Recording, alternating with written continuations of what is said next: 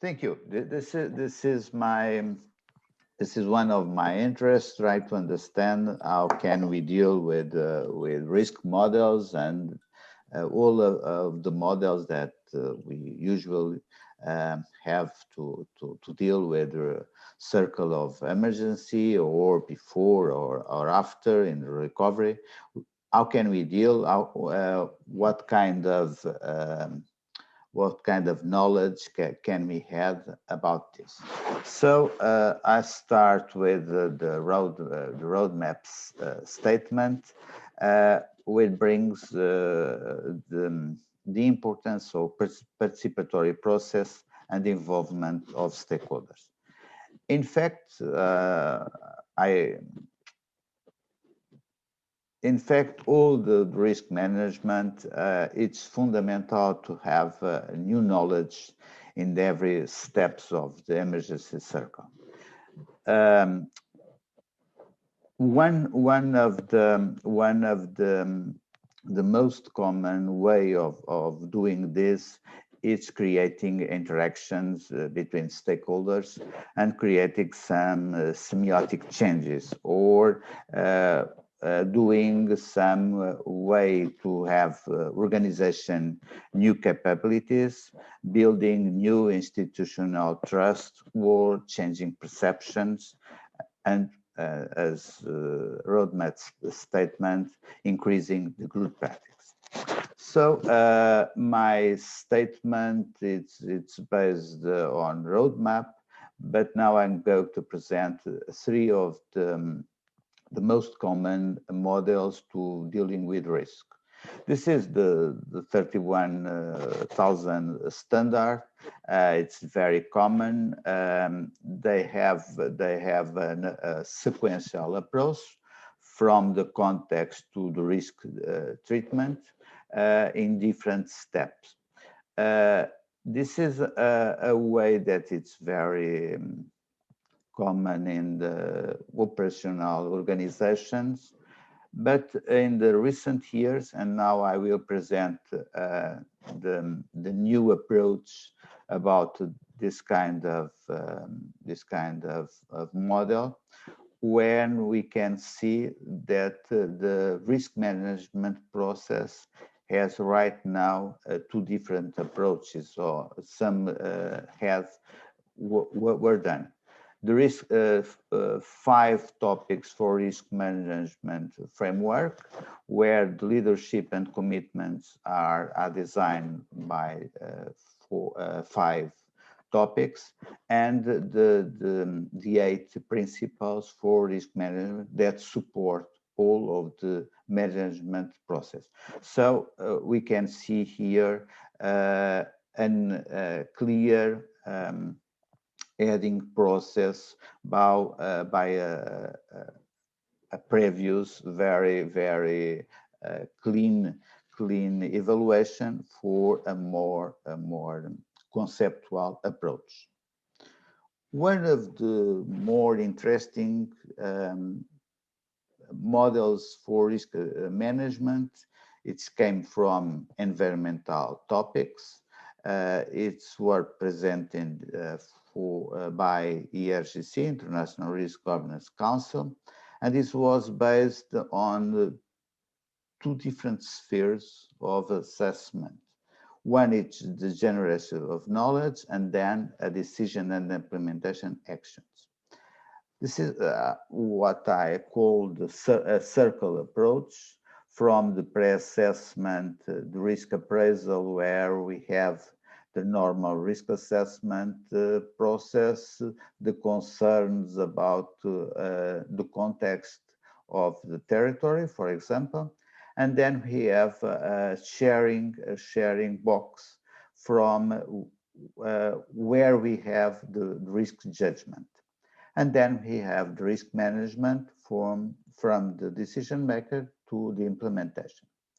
All of this was presented and oiled by the communication process. This is one model that it was shared by lots of civil protection area, but its frame namely all the process of planning, risk planning. But after the presentation, some questions were presented, and it was interesting to have new approaches. The human resources that was framed this kind of approaches because this is important for institutions, the financial and resources that are allowed to be shared, and the institutional means the context. And then, right in recent years, a new presentation of this model was built. As you see, we have different boxes from the pre-assessment to the implementation. We have the same spheres, the knowledge and the decision sphere. But right now we have, as you can see at the center, a cross-cutting aspects. There are underlined right now the communication and the stakeholders engagement. In fact, we have an evolution from the communication for the sharing knowledge with stakeholders and the engagement of them. One of the recent discussed models, very with the scope based with a base approach on climate change area. It's what I call, and different authors, what I call the multi-level risk models, risk management model. What is the difference between this kind of approach and the previous approach? We have here a very formal decision-making process, very centered, the formal government decision-making at the center. And then we have two different times of having the assessment of science and expert analysis,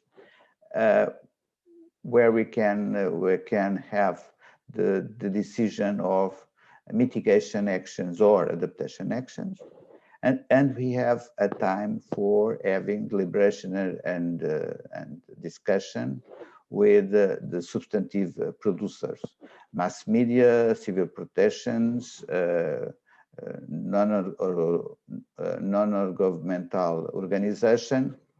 So this kind of approach, it's very typical right now. We have space and SCAS-CoV-2 underline this kind of approach. And then we have a formal decision supported by a core, inner periphery, a core supporting the decision, and then we have a periphery, an outer periphery, where we can implement this kind of decision. It's a more clear and a formal way of dealing with risk management. This is another presentation of the risk multi-level approach, the center of the formal decision, and we have here the supporting from the technical, legal, and evaluation components, and the conciliation of interest in a circle, and then the construction of measures that will be decided in a formal way.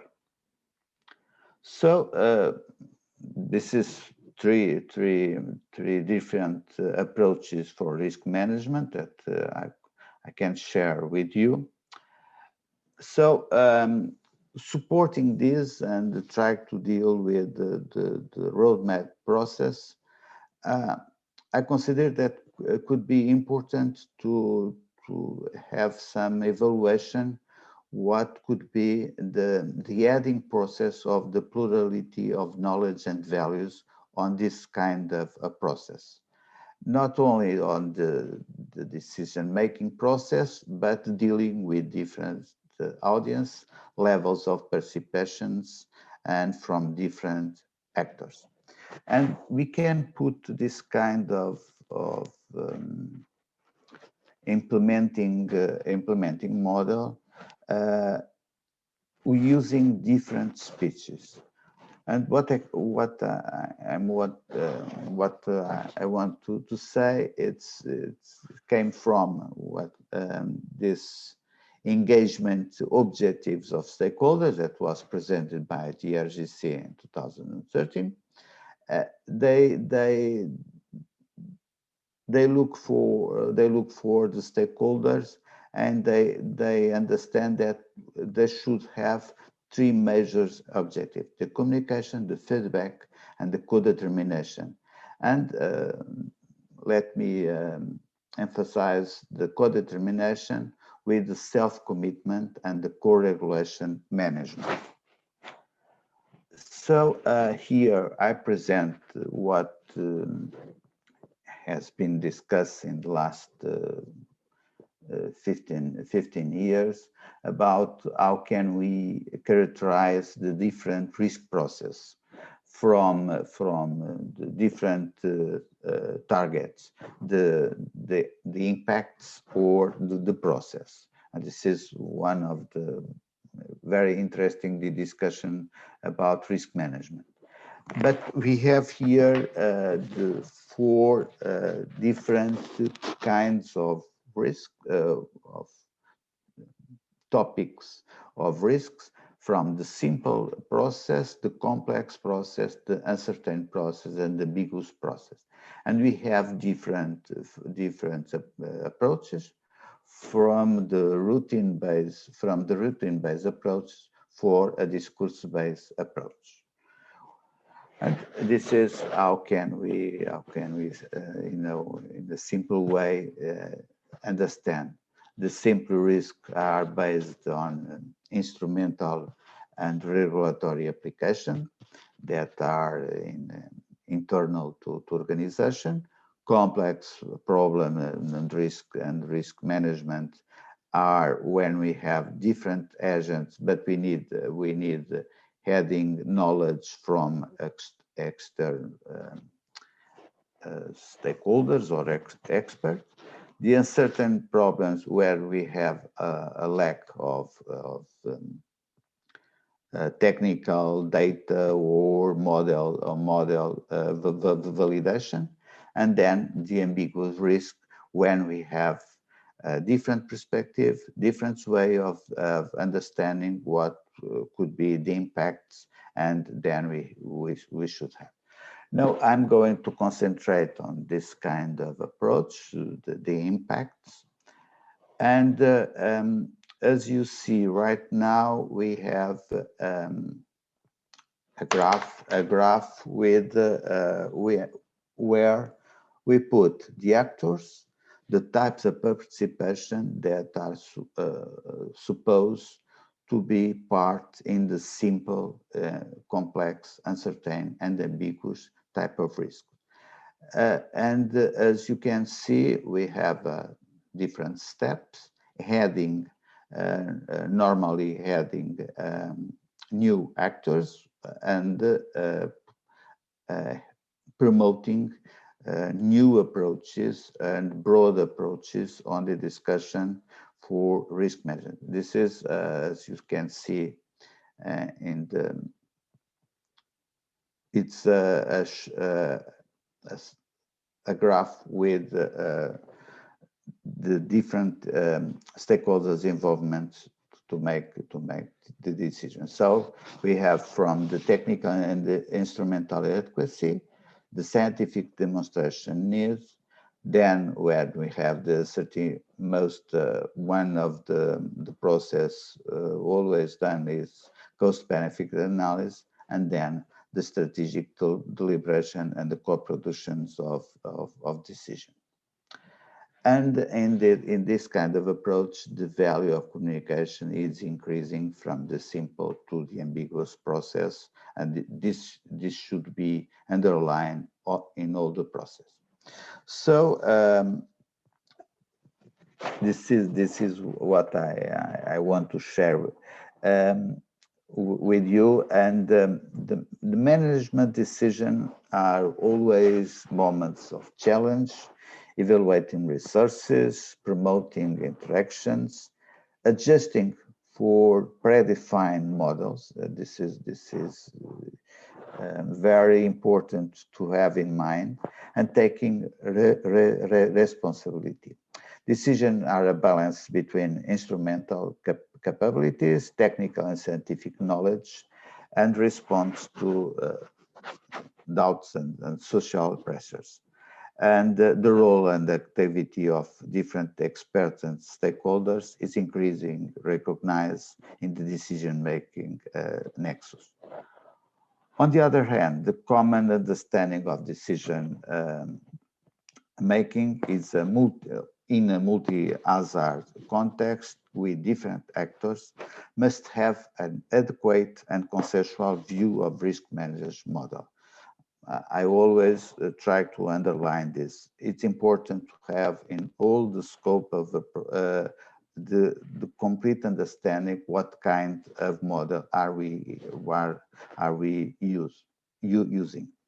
Knowledge from formal to instrumental recognition on risk model should be essential to have the organization involvement, and we could have the organization trust, and by the way, a good decision.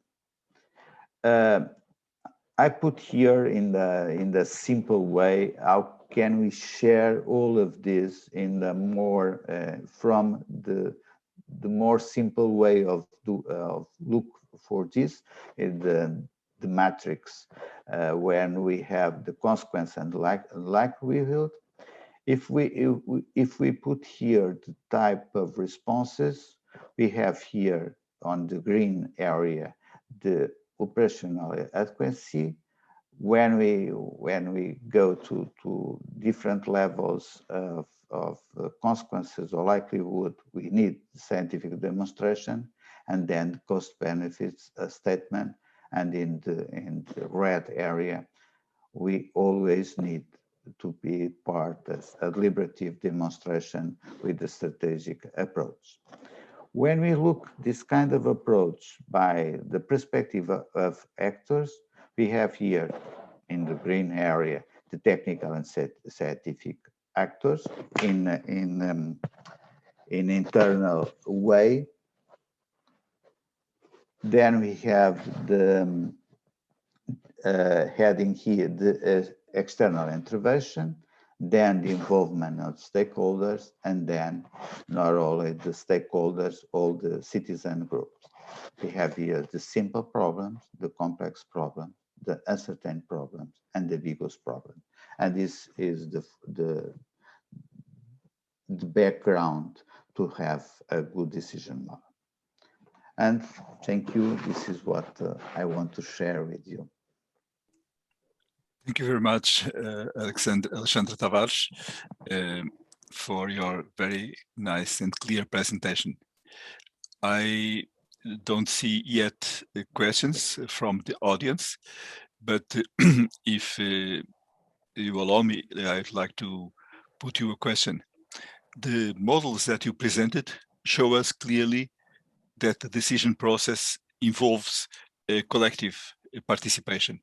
And from the beginning, let's say the operationals and the scientists are involved or should be involved.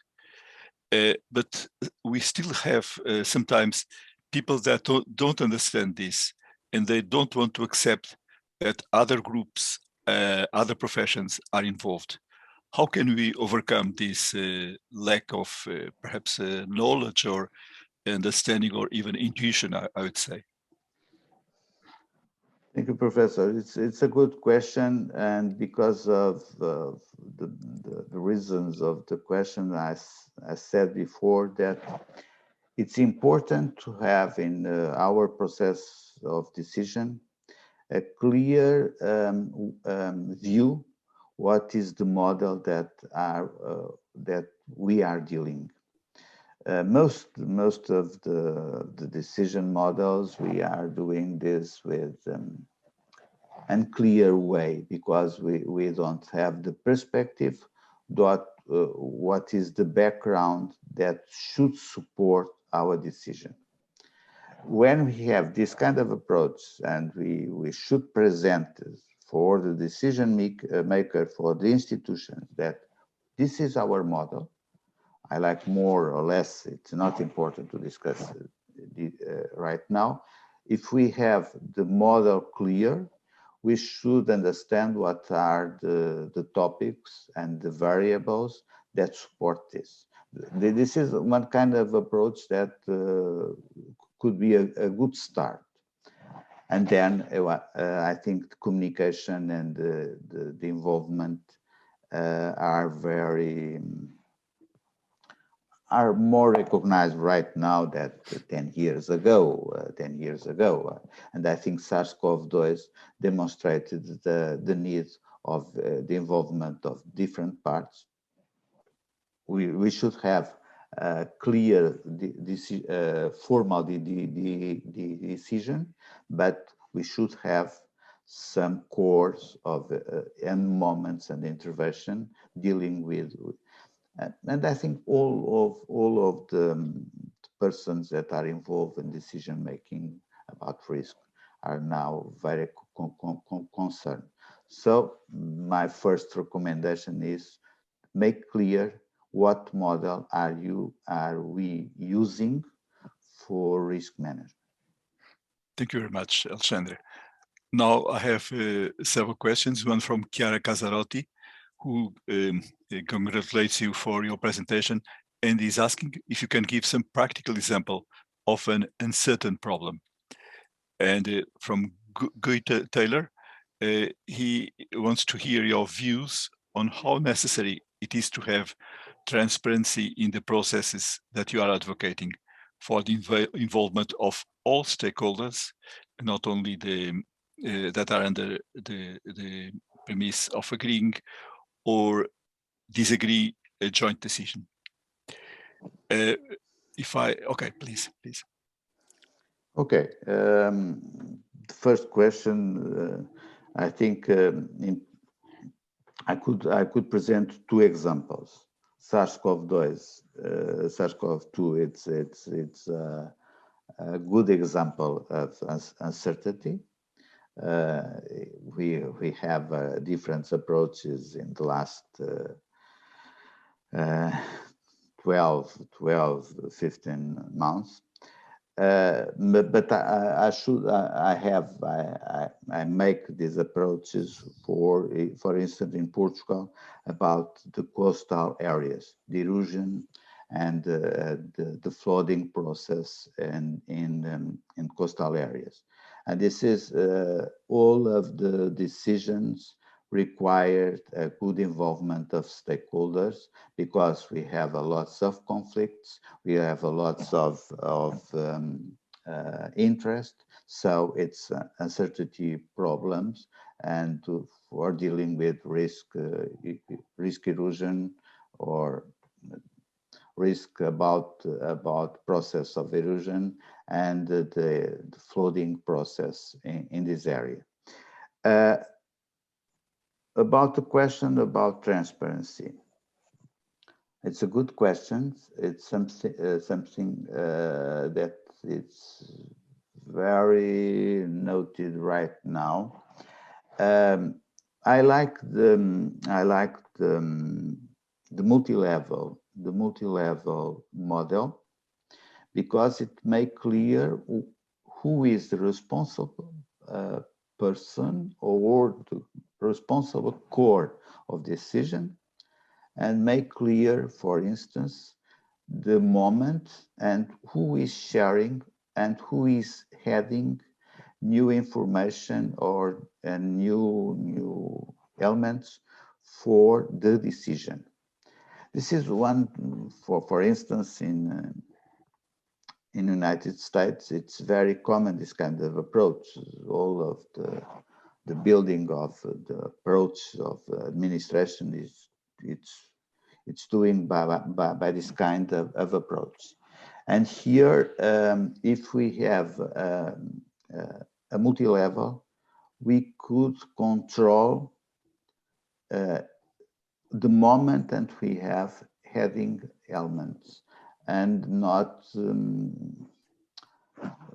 and this could be a way of having more transparency. Thank you, Alexandre. We are now receiving many more questions, but as time is also going, I will just select one.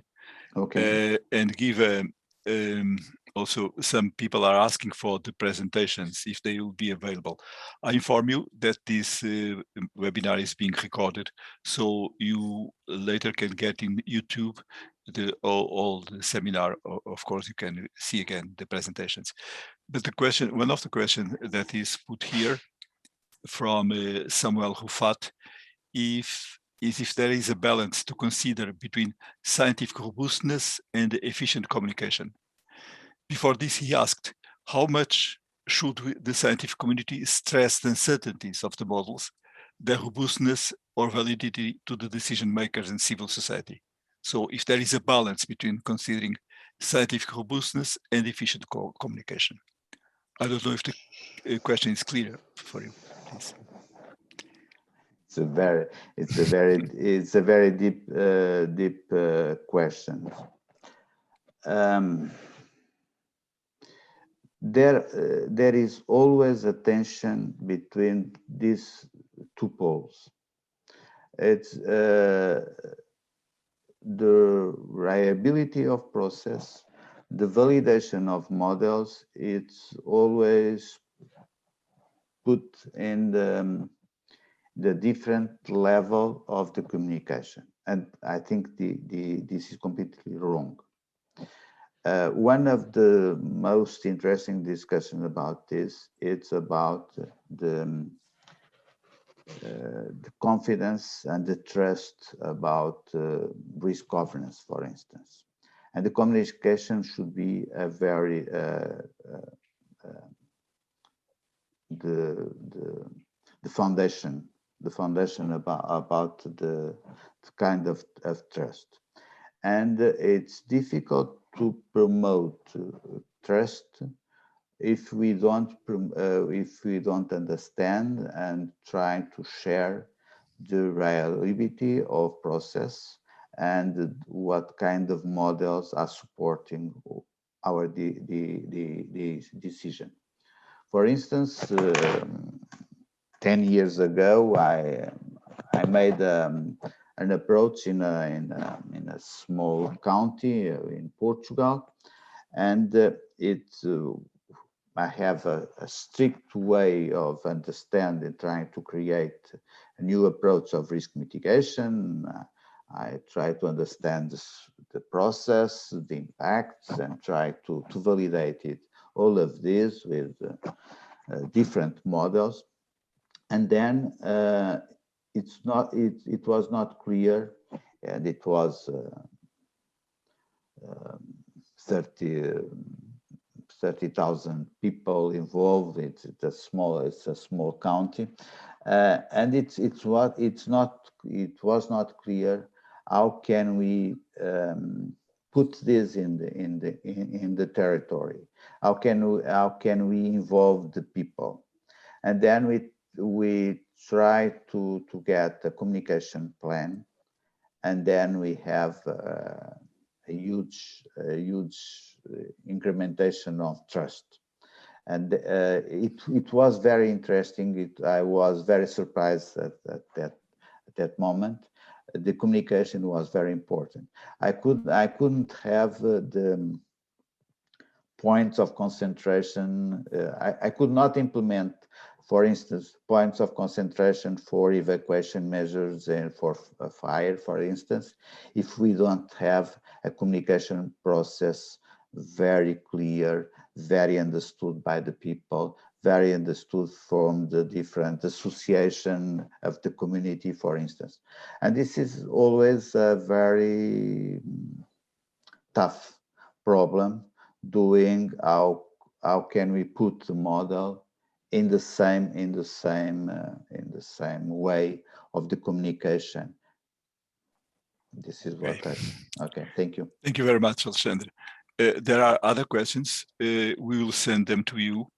And if you can answer them by writing, either during the webinar or later, we will also make these questions and answers available to the audience. Thank you once again. I think if you can continue in the meeting, because there may be other exchanges with you.